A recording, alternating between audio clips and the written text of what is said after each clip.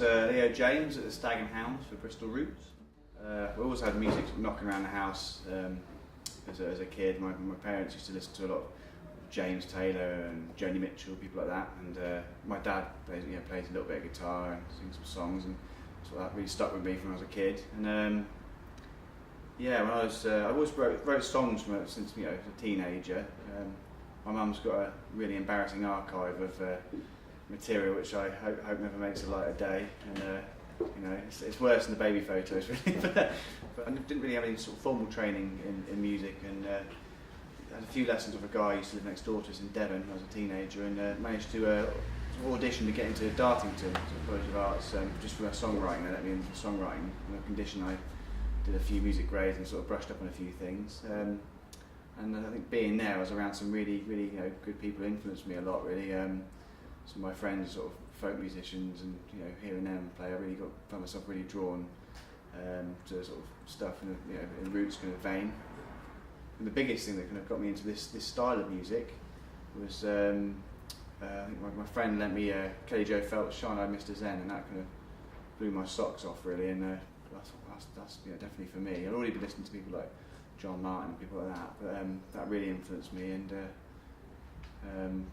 we discovered the slide guitar, and through that I discovered people like Jerry Douglas and stuff. And then I was in a pub in Exeter, and I watching a sort of blues guy play, and Philip Henry came along and played with him, and really liked what I heard, so I asked him for a few lessons, and so he had about sort of 6 months, I think 6 months or a year's worth of lessons off him in his caravan years back. And, the rest is history really. And I've kept going with it since. From a songwriting point of view, I've always all my songs are very personal about they're personal to me. I've tried writing songs sort of light-hearted about this and that, and actually I just end up really not liking them because I've got nothing invested in them, I think. So all my songs, definitely. I think I'm quite literal the way I write. I'm kind of I quite envy some of my friends who they seem to paint a picture with their words, and I really like that. Well, I've kind of always been tell it how it is. As for influences, I mean obviously folk and roots, and it's really interested in me. And I recently I went to India in February and spent a month there, sort of learning a little bit of Hindustani slide guitar with Debashish Bhattacharya. That was really good to sort of work on some techniques and really make you feel like you're day one at school again when you get there, because they kind of they do things very differently over there. That was good. Apart from just sitting cross-legged for many hours, which is not good. No, I like sitting in chairs.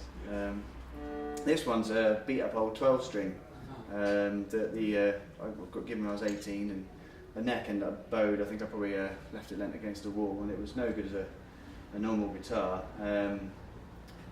But when I sort of got into lap steel, my stepdad helped me sort of fashion this nut out of some cowbone, and sort of raise the action up, and I put a pickup in it, raised it up at this end, and kind of made it the homemade lap steel. It's one of sort of 4 I've got. I've got a dobro, and I bought a couple of ones back from India, but I feel more at home on this one really. I think this one's got more history. It needs a bit of work. It's got a few buzzes and a few things going on there, and it's probably not worth an awful lot of money, but sentimental value wise, The biggest thing I usually have a tune as an idea, and I think one of the hardest things is kind of having a good subject to write about. Once I've got that, then it's fine. And sometimes the process of songwriting is funny really, because sometimes you can try really hard and it doesn't happen, and sometimes you abandon an idea and you come back to it even a year later and it's like, oh, something's shifted, but it suddenly turns into something. And I think the biggest thing about songwriting is editing really. I think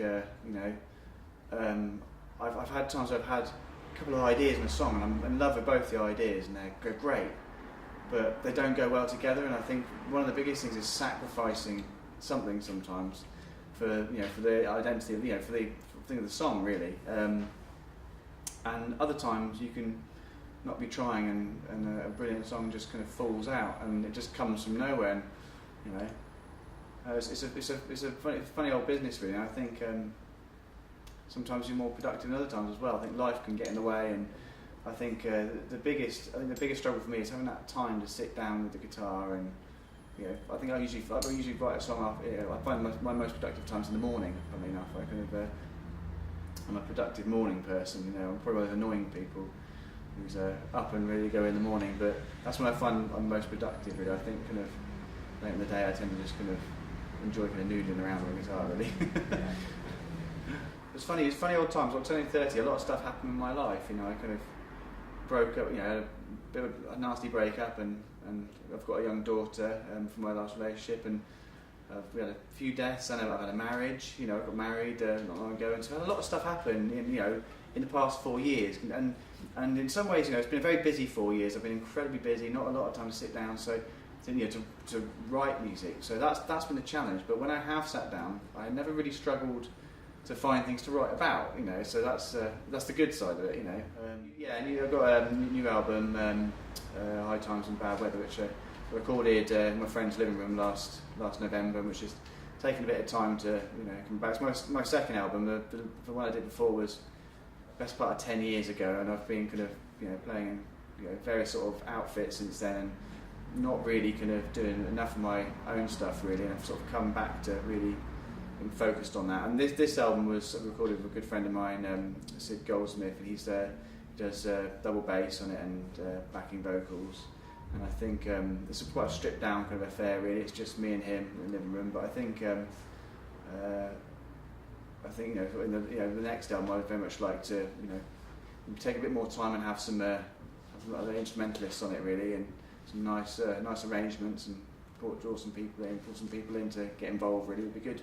That's something I'm coming to more now actually. I've always written a lot and not done much of kind of delving into in the past of doing arrangements and stuff, and that's something I'm coming to at the moment now. I've suddenly got quite interested in kind of looking at sort of from old blues roots and folk tunes, fiddle tunes and things, and that's sort of very recently become very.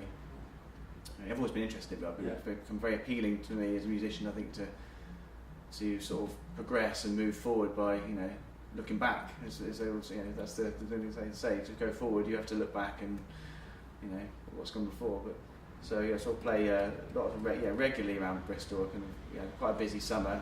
It's a great place to be, really. I mean, it's the reason I came here. Before living here, after finishing university, I spent a couple of years living in Exeter, where my family are, and it's a lovely place. Devon's a really beautiful place. I kind of found that Exeter's very small, and I was playing the same sort of handful of venues, and a couple of friends in Bristol, and came to visit one of them, and really the music scene here is fantastic. I mean, there's Bristol's just bursting with talent. It really is, and it's an really inspiring place to be. It's great. You can go out most nights of the week, probably any night of the week really, and go and find a great band, and you're lucky really because you have someone come and stay with you, and any night of the week you think, well, I'll take them out and show them a good time, and you can always find something good, and Bristol's really supportive of the arts really. I think it's brilliant, and I've found that actually people are really willing to sort of really listen to original material here. I think there's a lot of places you go, they just want to hear the songs that the pop songs they hear on the radio and they bop along to, and I've certainly had experiences where I've played gigs where people keep coming up and asking me to play Bon Jovi tunes and things, and I don't know any. That's the most important thing for me really, is to even if no one listened to me, I'd still be sitting in a shed in the garden or wherever I can wherever I can sit and not bother anybody, and I'd still be playing because first and foremost I do it because I love it. I absolutely love it, and if people are happy to listen to me, all the better really. I like to play gigs, but also I'm quite happy to do a gig that I enjoy for a couple of pints really.